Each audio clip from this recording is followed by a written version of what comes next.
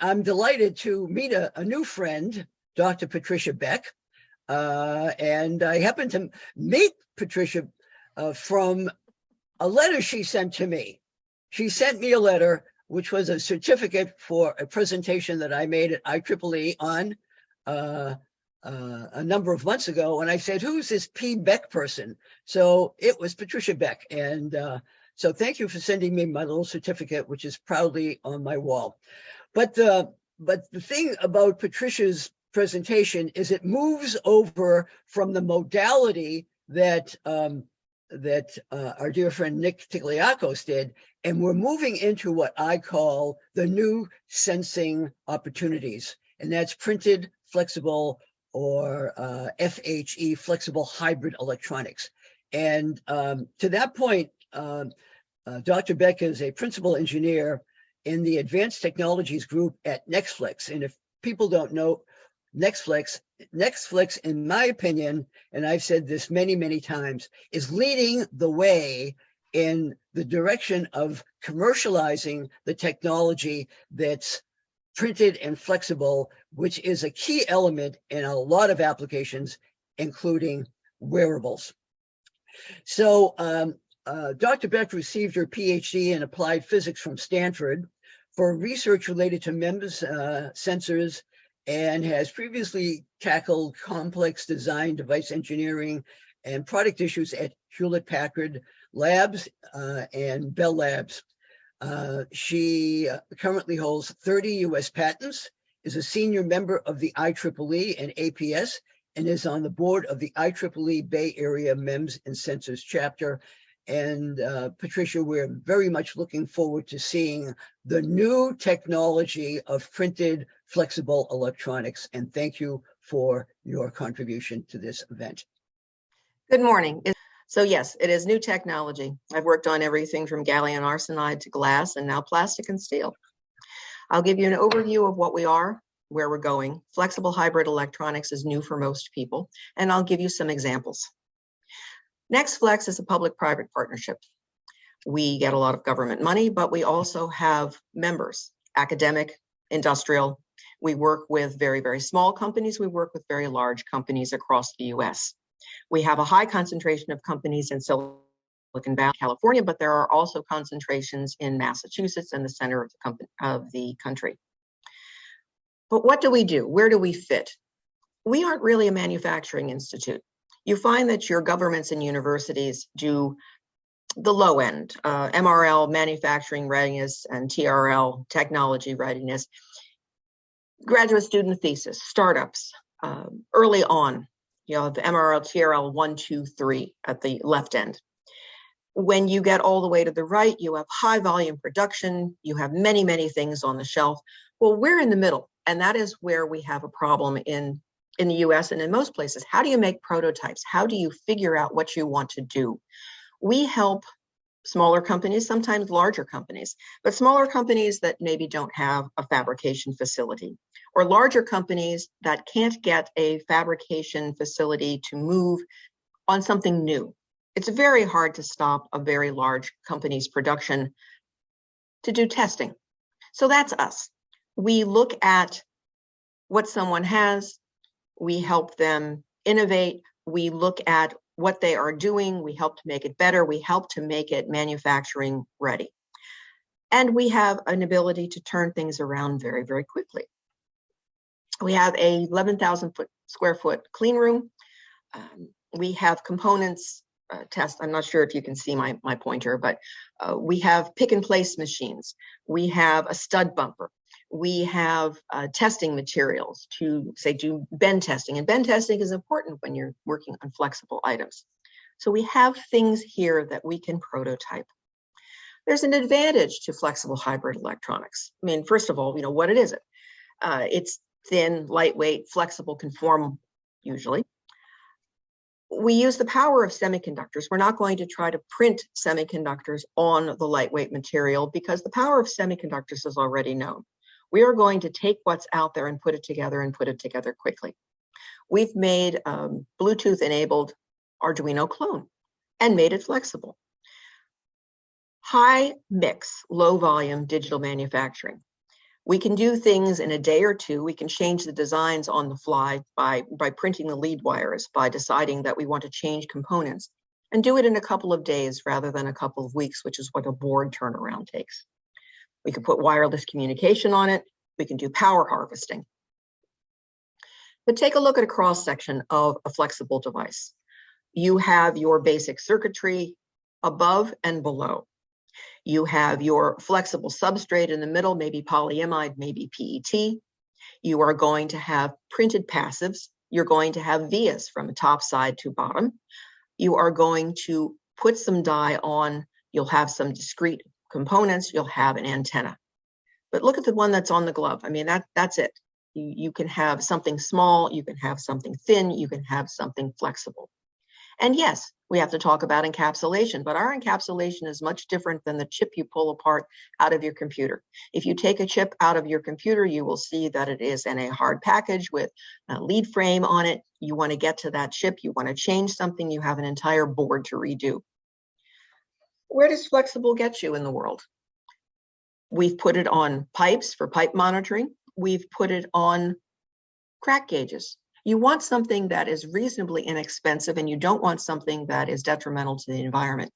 One of the interesting attributes of this, on the Cardenas Bridge in California, we're doing vibration analysis.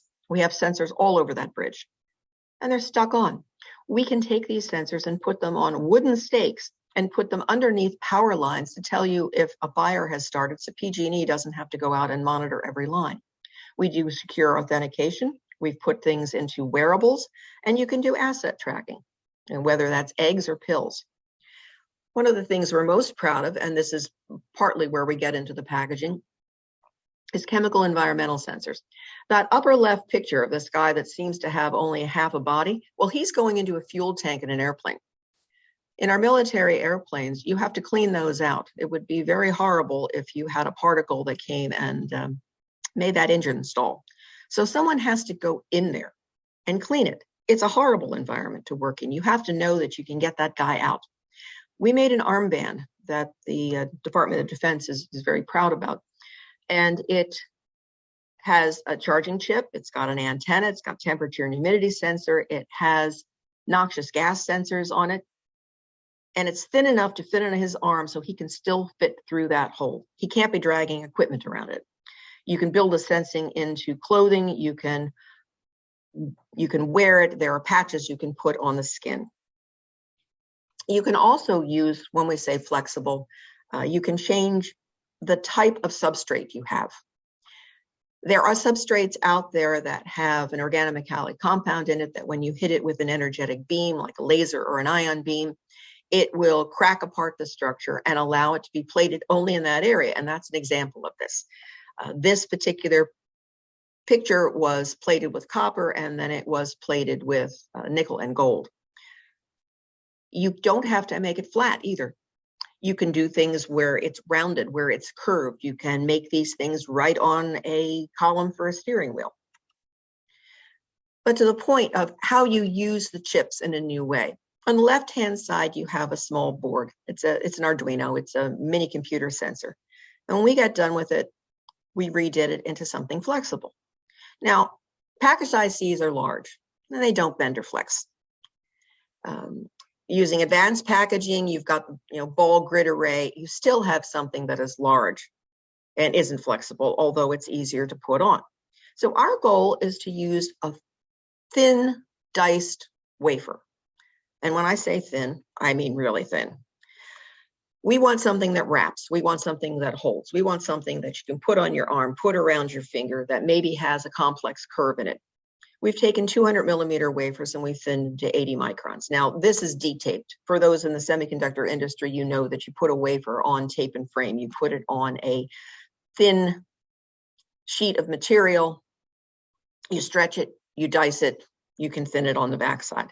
This one obviously has been pulled off the frame, and you can see that it curves a little bit. We thought, oh, we can do better than that. We thinned some down to 30 microns, but 30 microns is difficult to work with. We can do it, but it's not generally practical.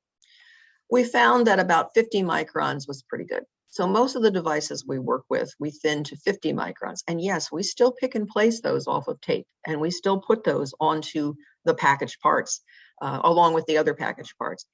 But we use only the pieces of silicon that are necessary. When you're using a silicon chip, it's only 2 to 5 microns in the top layer out of an 850 micron thick chip that is actually valuable. The rest of it is simply substrate. And we've done the testing to prove that you can do it thin and still maintain the properties. We don't want to pick and place a few components. We want to be able to use everything that's out there. We don't want to say, oh, we can only use these 5 resistors or these 5 chips. FHE has the potential to use every chip that's out there in a new way. We can prepare the die for integration on the board. It would be nice if it's gold. Gold is great. We can bump the contact pads. We can put it together with solder bumps. We can put it together with stud bumps. But we'd like to get away from these quad flat no lead packages and the ball grid arrays because they make it very inflexible. So what do you do with FHE? You have to design it. You lay it out just like you would a chip, only you're laying out a board. We usually have 2 layers per side. We have a metal, we have a dielectric, both front and back. A laser cuts the vias in between so that you can route on both sections. Now, on the right-hand side of the screen, you can see this green. This green is what we screen printed.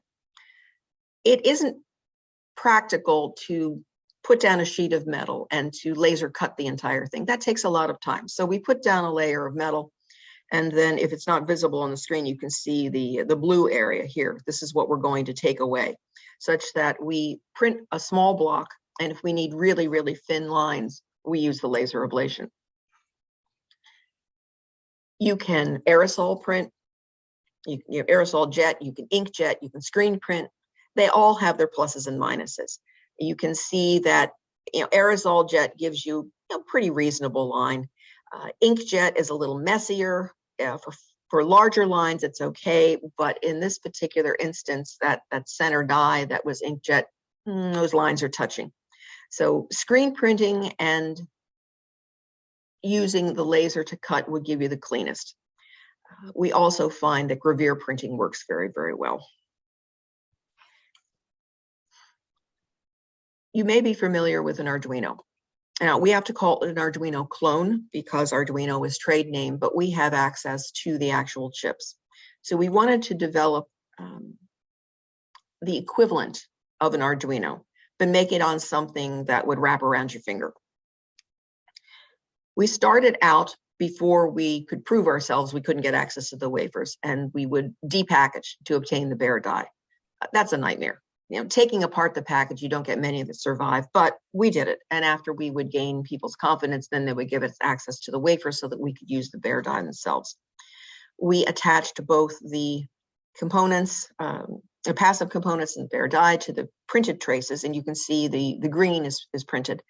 And then you would encapsulate where you need it. Sometimes you would just put a little bit of glob top on the important parts. Sometimes you would case it in a little bit of silicone. And here you can see just this area. We just put a little bit on there to make sure it was stuck really well. But it works. So how do you do it? You take the board, you make a flexible prototype, and then you go into, well, for us, mass produced maybe 30 or 40 on a sheet. We'll do limited runs. We're not going to do millions of these. You have to design it first with a different way. People that design boards, people that design chips don't think about bending. So you lay it out, but then you have to decide, where is this thing actually going to bend? Because you don't want to have a chip there. You don't want to have a big lump of something. You generate a 3D model, check your assumptions, and now you take the graphical files to generate to the printer. We aren't going particularly small. We can do smaller than this, but we want to give ourselves a chance. Minimum line of space, 150 microns. We can do finer than that. Screen printing will do 20, 30 microns. Make your via 80 microns. We're going through about 500 microns of material on most sheets. Make a minimum pad size of 250. Give yourself a chance to hit it. But your mechanical layout is based on the desired bend location. Is it going to have to bend in one direction, two directions? How tight is that bend going to be? This is something you have to think about in advance. So originally we looked at the Arduino and we had these long arms on here. And that was to be able to put on the bend testers to see what was happening. You can't have too many wires on your bend tester in the middle of the bend, the wires flop around. So we made these wristband things. Eventually, you'll take those off. You'll remove what used to be an attached die with a package just to try it out. We got the wafers we put on the thin die itself. Use standard passives, which are 4 mil by 2 mil. That's a US standard size to maximize the bend. We would make high density after we remove these wristband areas, and we would pack the components into a smaller area so that you had fewer places where it was difficult to bend. And then we added LEDs, interface pads, lots for peripheral testing. Even though these parts were thin and small, we could still use the pick and place machines. We could still use automated programming with the FANUC robot to move along. Now we produce about 35 devices on a single sheet of that particular variety. Of course, we have many other projects. But we would fabricate the entire sheet. We would test on the entire sheet. And while it seems low class, if you will, you can cut them with a paper cutter. There's nicer ways to do it. You can laser cut, you can get them, but you can cut them out with a paper cutter. You can singulate the devices without using a saw blade. If you use this type of manufacturing, whether it is for MEMS or MEMS support, you get about 7 steps to the end, where a traditional rigid board has 19. That means you can turn this around very quickly. So what do? Since doing those original components, we've learned to use stud bumps. Don't have to use solder attached. This center picture is an X-ray where you can see the chip. You can actually see the stud bumps along the way, and you can see that the stud bumps will work on chips that might normally have gold wire bond. I don't want people to design a chip for FHE. I want to use the chips that are out there. So these particular 3 dots over here, those are stud bumps on pads that would normally be wire bonded. Those pads are about 65 microns by 65 microns. But the shoulder distance, the clear distance between those 2 pads is only 8 microns. That's not a problem for wire bond. You can put a couple of wire bonds on that. If you go to put a solder ball on there, you have a very good chance that those solder balls are going to mesh, and it is going to short your device. We have been able to formulate stud bumps that are just the right height, just the right size, and be able to put them on with the capillary, not messing up the previous bump. The lower right is what a stud bump looks like. We happen to use a K&S machine with an AccuBump. It gives us a nice little sharp point. You can turn those over and you can press them into the substrate. If you don't do that, you can use an electroless nickel immersion gold, an ENIG process. And that works well to make little bumps, but your pads have to be farther apart. For this Arduino clone chip, that was never going to happen. Every time we would do that, we would short the devices. So we've gone to stud bump on that. You can look at laser ablation, as I said, to make the fan out lines on the other side. You can use the Optimec or like systems to directly print it. You can also use a gravure printer. The Komori actually makes the US money, I believe. You get good fidelity, but it's slower. The Optimec is very, very fast as long as your line widths are bigger. The laser ablation is good when you can screen print and just laser ablate the fine lines in the area that you want. You turn the die over, you can use a conductive adhesive, you can use a non-conductive adhesive, but basically you push the bumps into your lower plate and then you make them stick.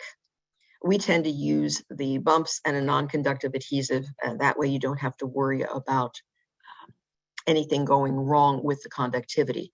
Now, an anisotropic conductive paste It really is supposed to be conductive top to bottom, but things do happen and you do get change sideways. If you have particular devices, some devices, maybe you have LEDs, they don't necessarily want to be face down. You really want to see those. Oxygen sensors, noxious sensors, they want to be face up. So you can use a slightly different technique. You'll use a ramp print. You'll stick the chip down with the face of interest up. You do a print around the edge to make a little ramp, and then you print up and over to make the connection. And these 4 pictures on the right are actually ramp printed up and over to the chip. So we can use a collection of things. Face down is great. Ramp printing is great. We can use all of those on our parts. But neither one of those works very well for things like MEMS gyros, unless people have been good about laying them out. This is a typical gyro from a startup. Won't name which one. But you can see you've got your rotor and your stator. You have edge connections and you have a center connection. And if you're going to wire bond that, that's fine. But turning it over to do stud bump and trying to get a trace to the center is actually a nightmare.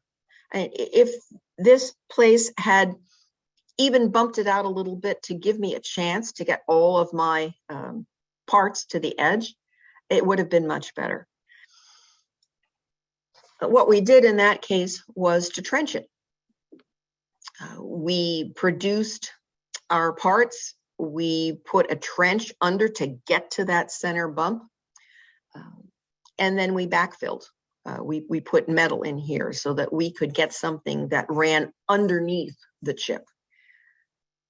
But if you think about it a little bit in the original design, so not only are you thinking where you're going to flex this design, think a little bit about the chip that you're going to make if you have the chance. We'll use standard components around the edge, but then we take the chips, whether it's going to be a micro needle, whether it's going to be a special accelerometer. I mean, we will use the chips that the people want us to use, want us to help with, and put it in amongst the other standardized chips. It's better if you think about what you're producing. And it's sort of, I guess the word is design for manufacturability. If you design your chip for manufacturability and you design the flex circuit for manufacturability, you'll have a much better time. This was just a small video to show you in this area that these actually work. That LED changes color. There's 3 different colors to show the different things that are working. There's a phone that's controlling it from off-site. This is a 500 micron thick piece of polyimide with silver trace wires with the Arduino mini component on here, with our, as I said, the antenna, the chips, the discrete components. You wouldn't think plastic works, but it does. But flexible hybrid integration just is that. It is multiple parts. You have to have sensor integration. You have your CMOS chips, you have your MEMS chips, you have your microcontrollers, you have power, you have your antenna. We've done wearables, medical electronics, machinery monitoring. We've actually printed on aircraft wings. We've put things on surfaces that one wouldn't normally think you would put sensors on. By using printing and additive process, and by additive, I mean you add it, you write it, you inkjet it, rather than a typical semiconductor process where you deposit everywhere and then you have to etch it away. You can go much faster. If you discover that there's a problem in your board and you want to connect 2 sensors together in a different way, okay, put it on your computer, send the file into the fab, write a new shunt, test it out. And again, in a day rather than weeks. When we use bare die integration and eliminate a lot of the discretes, you get your flexibility. You don't have to worry about your packaging. Your thermal properties are better. You get new design freedoms. But the ecosystem takes a lot of different people. I mean, this is electronics, this is printing people, this is robotics to handle the equipment for pick and place. You've got material science because everything in the world is an interface. And if you don't believe me, talk to the semiconductor people. everything's an interface. You're dealing with plastics, you're dealing with software. It doesn't take a village, it takes a valley. I believe this is the way that we're going to go for many of the unique products. And I thank you very much for your attention.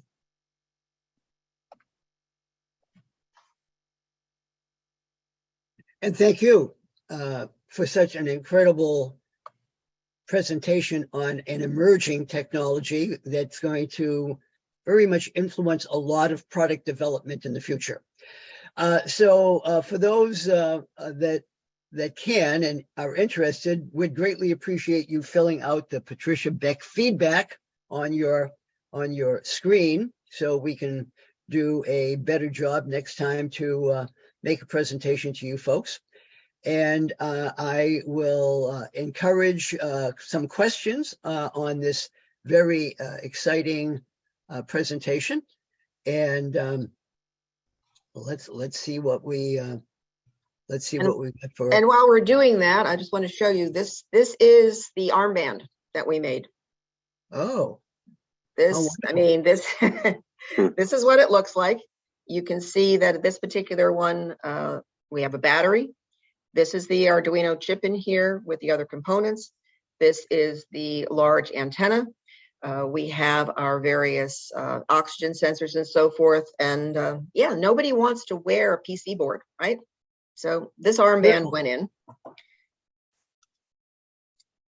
Arduino mini clone with our little ZIF connector on the end. Same thing. That's what it looks like. And this is what's on the bridge. You can see the back plane and so forth. These are just stuck on. And one nice thing I didn't mention in there, because we don't use any lead tin solder, because this is like polyamide and PET, because we don't have the packages, there is nothing environmentally unfriendly about this. If you were to put this out in the field and it would get lost, it is not going to screw up the environment. There's nothing about this that couldn't be burnt or lost. And I'm very proud of that. You have to think about design for manufacturability, design for recycling, and not screwing up our planet any worse than it is. Thank you. Okay, so we have a bunch of questions, but I have a quickie question for you, please. And that is, on that is that the Carquinez bridge that Yep. thing is on? Yeah. Mm-hmm. So I worked early on with the instrumentation on that bridge with the University of Michigan. Yes, And, that's exactly where it is. Great. And they were doing things like accelerometers on the bridge. Mm-hmm. So if you look at that little let's call it substrate, what is the next level of packaging and integration on that substrate to get the signal back to the data collection point? Oh, it's getting the antenna. So we made the monitoring, the vibration monitors. To improve that, you would get it would improve the antenna. So there were monitoring stations on the bridge, and every so many poles you would have a monitoring station, but along the span you would have the sensors. Your Bluetooth doesn't go that far, and Right. you don't want everybody's home picking this up. So the next level is the antenna. Okay. And is that strip that you showed to use one of your words, encapsulated to keep the terrible Bay Area fog off of it so it won't corrode? What do you do? This we chose to put in a thin silicone. But this is actually the thing that was on the bridge. Right. But you encapsulate that with some silicone? Yeah, we decided that the silicone was fine. We've done a lot of testing on wearables. In fact, we've even made wearables that we've dropped in a 6-foot tube of water to make sure that they still work. Yeah, great. Well, thank you for that. And both salt and fresh. We've got a number of questions here. How about this one? Do you formulate adhesives and bare dye encapsulants to match the desired CTE? We're actually not doing the formulation. but we do have partners. We go out and we find out what we need. So yes, there are some times when we have to go out and find another adhesive. Right now, the CTE of the materials that we're using are working just fine, but we are now starting to look at things with different temperatures. We do take our devices and we run it through 85. We do go okay. We do go cold, we do go hot. We ourselves do not formulate the adhesives. Our mission is to put things together and to find out what we need. Understood. But yes, we will go shopping for those things that we need to match. So it's kind of like you're a systems integrator with a speciality in making it all fit on a flexible substrate. And to help people understand what they need to do and how the design needs to be changed so that they can actually get something out in the market. When we started working with the MEMS devices, as I said, we had to go back to people and say, you're not laying them out quite right. Also, we've done some testing on the same thing where we've thinned the MEMS devices down to 30 microns to try to just use the initial part. And we've put those through flexing and bending and testing. And so what happens? Where do they break? Where do they crack? Understood. Ira, did you have a question that you'd like to throw an answer to that formulation of, for adhesives? Yeah, so we already took care of that one. So, but one question, you talked about the things you build. Who do you build for? Do companies have to be a consortium member, or do you take proposals from anybody? We have a consortium member, and we do work for consortium.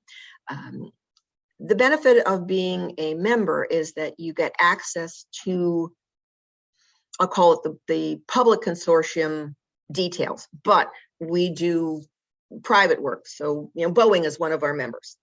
So if we're doing something that is funded by, say, DoD money, that's public and any member can use that, but we will also do private. We work with a number of small startups who are not members. We have people that contact us for help, basically. We will look at what they need. We will tell them what we can do and what we can't do. But no, you don't have to be a member.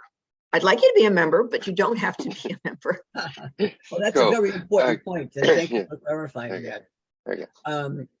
How are we doing on time, Ira? I think we're time to move on to the next presenter. So I would like it's to answer fascinating. the one question. I would like to answer the question that says, for the metal conductor ablation, how do you prevent the laser from going through the flex material? The control of the laser is very good. I can go down 10 microns into polyimide, 20 microns into polyimide. It is working with the laser system. So yes, I can hog out the laser just as I did that trench. That trench was 60 microns deep in a 500 micron piece of Kapton. We did not blow through. I can go all the way through, or I can stop. Perfect. Thank you. Thank you. So thank you again for this incredible presentation. And I personally will look forward to seeing you at Census Converge Precon on the 20th for more wonderful information on what you're doing at your organization. Thank you. Pleasure. I want to also thank Adventest, who's received the highest customer satisfaction surveys, ranking as the #1 large supplier of semiconductor equipment in 2022 from Tech Insights. Also would like to thank Omcor and Cadence. Collectively, their sponsorship has enabled us to produce this event and make it available to everybody free. So I want to thank them once again. And when you have an opportunity, please thank them. And lastly, I would like to thank everyone here for participating. We will have the slides up next week. YouTube videos, the first 2 days are up. The remaining ones will be up by next week. So I want to thank everybody and wish you a good rest of your day and look forward to seeing you at a future MEPTech event. Thank you.